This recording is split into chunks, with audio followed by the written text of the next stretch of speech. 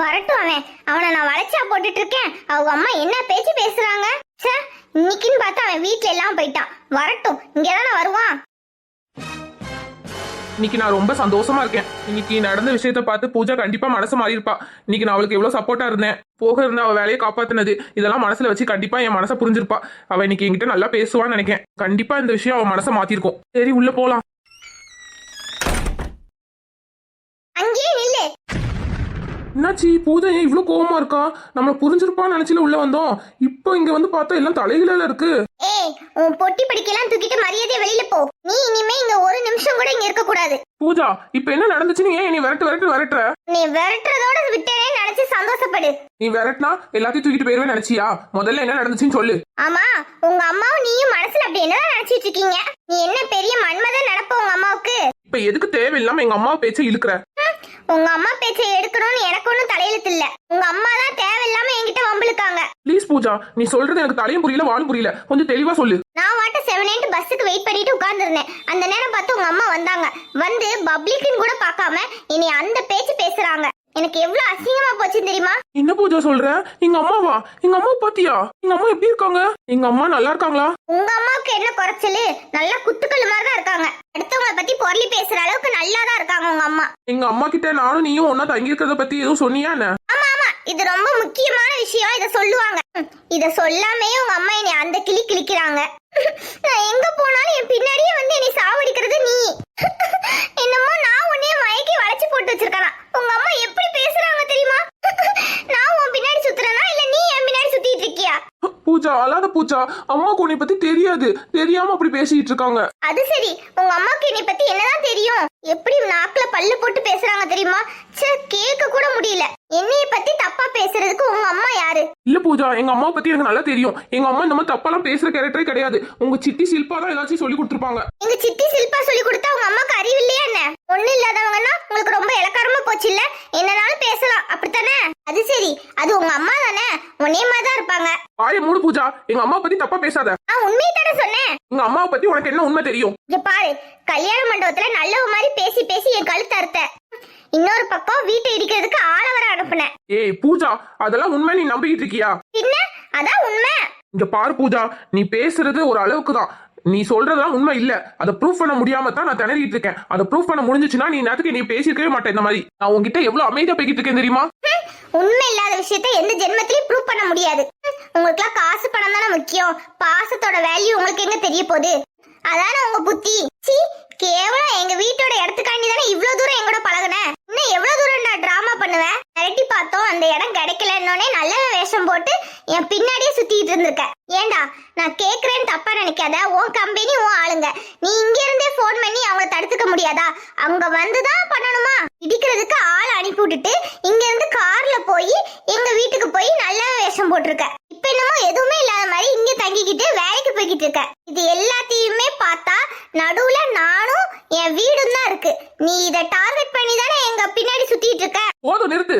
நான் என்ன விளக்கம் சொன்னாலும் நீ என்னை நம்ப மாட்டேன். நீ என்னை நம்பணும்னு நான் எதிர்பார்க்கவும் இல்ல. இங்க நடக்கிற எல்லா விஷயமுமே தற்செயலா தான் நடந்துட்டு இருக்கு. என்னமோ இங்க இருக்கிற எல்லா விஷயத்தையும் நான் தான் பிளான் பண்ணி பண்ணிட்டு இருக்க மாதிரி நீ நினைச்சிட்டு இருக்க. சரி, எதுவுமே இல்லன்னு சொல்லி முடிக்கிறதுக்குள்ள எல்லாம் நடந்து முடிஞ்சிருது. நான் என்ன பண்றது?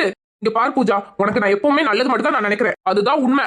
அதெல்லாம் எங்க உனக்கு புரிய போகுது? என்னால உன்கிட்ட அதை புரிய வைக்க முடியாது. ஏன்னா உன்னைய பொறுத்த வரைக்கும் அருண் எப்பவுமே கெட்டவன் அப்படித்தானே நினைச்சிட்டு இருக்க. ஆனா என் மனசாட்சிக்கு தெரியும் நான் இது வரைக்கும் உனக்கு நான் எந்த துரோகமும் செய்யலங்கிறது. அதனால நான் யார்கிட்டயும் நல்லவன் நிரூபிக்க வேண்டிய அவசியம் இல்ல. என் மனசாட்சிக்கு தெரிஞ்சா போதும். செஞ்சது செய்யறது எல்லாமே உன் நல்லதுக்கு மட்டும்தான்.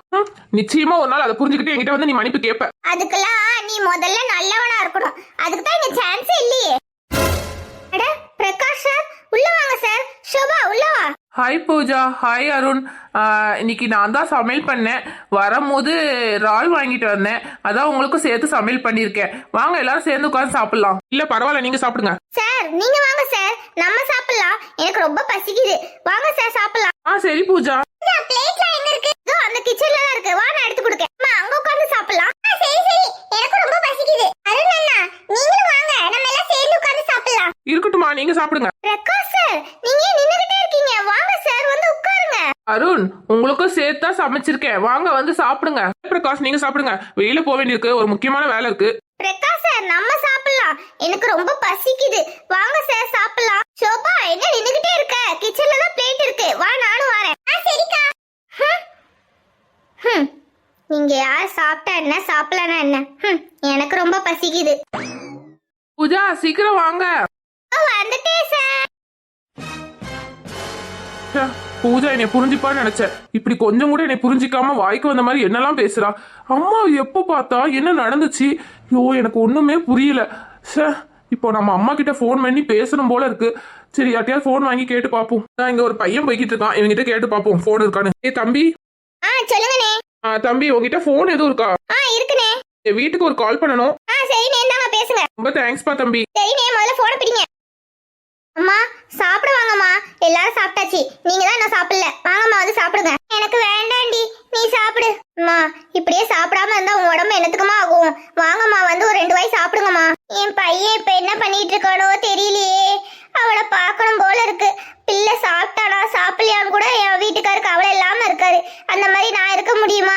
அம்மா அதே பத்தி யோசிச்சுட்டே இருக்காதீங்கம்மா. கண்டிப்பா அருண் நல்லா தான் இருப்பான். உங்களுக்கு சாப்பாடு டைனிங் டேபிள் எடுத்து வச்சிருக்கேன், மறக்காம சாப்பிடுங்க சரியா? பிள்ளைங்க அழுதுட்டே இருந்தாங்க, நான் போய் என்னன்னு போய் பாக்க. சரிடி, நீ போய் உன் பிள்ளையை பாரு. சரிம்மா. இது யாரு இந்த நேரத்துல கால் பண்றது? ஹலோ ஹலோ, யார் பேசுறீங்க? ஹலோ, யாருங்க பேசுறது இந்த நேரத்துல? ஹலோ கேக்குதா? பேசவே மாட்டீங்க. Hello hello. அம்மா. அருண், என் மகனே. அருண், நீயாடா? அருண் அருண் அருண். ஆமாம்மா, நான் தான்மா அருண் பேசுறேன். அம்மா எப்படி இருக்கீங்கம்மா? தங்கமே, எப்படிப்பா இருக்க? எங்கடா இருக்க? சாப்பிட்டியாப்பா? இத்தனை நாள் கழிச்சு இன்னைக்கு தான் அம்மாவோட ஞாபகமே வந்துச்சா உனக்கு? இங்க பாருடா, வீட்டுக்கு திரும்பி வந்துடுடா.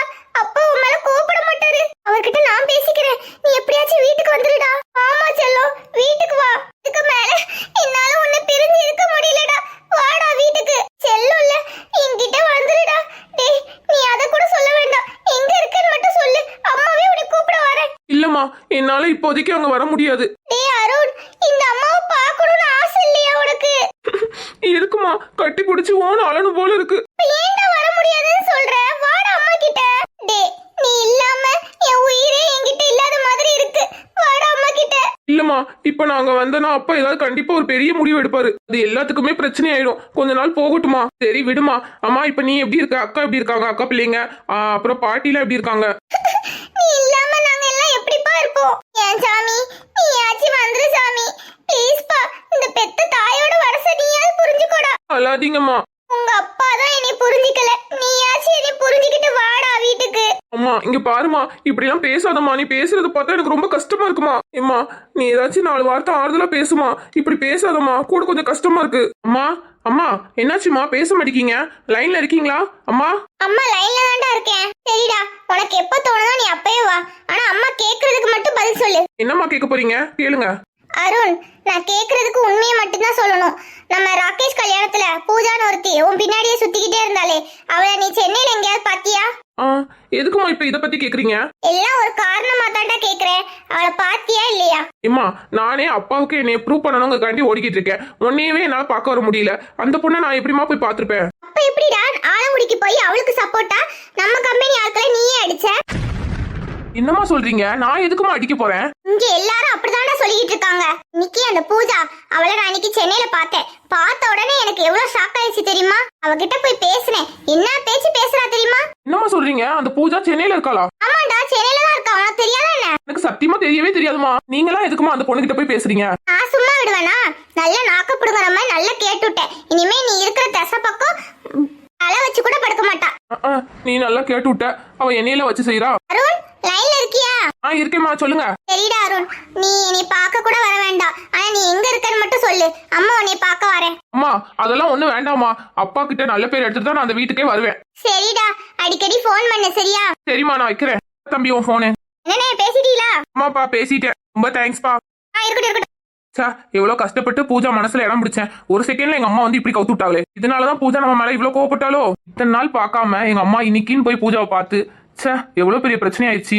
இது தெரியாம நானும் பூஜா மேல ரொம்ப கோவப்பட்டுட்டேன். சரி பூஜா கிட்ட போய் சாரி கேட்போம். நம்ம மேலதான் நிறைய தப்பு இருக்கு. நம்ம எத்தனை தடவை போய் சாரி கேட்டாலும் அவன் நம்ம மன்னிக்க போறதே கிடையாது. அம்மா வேற என்னெல்லாம் பேசினாங்களோ தெரியல. பாவம் பூஜா ரொம்ப மனசு உடைஞ்சு போயிருப்பா. அதனாலதான் ரொம்ப கோவப்பட்டு நம்மள கத்துன்னு கத்திருக்கா.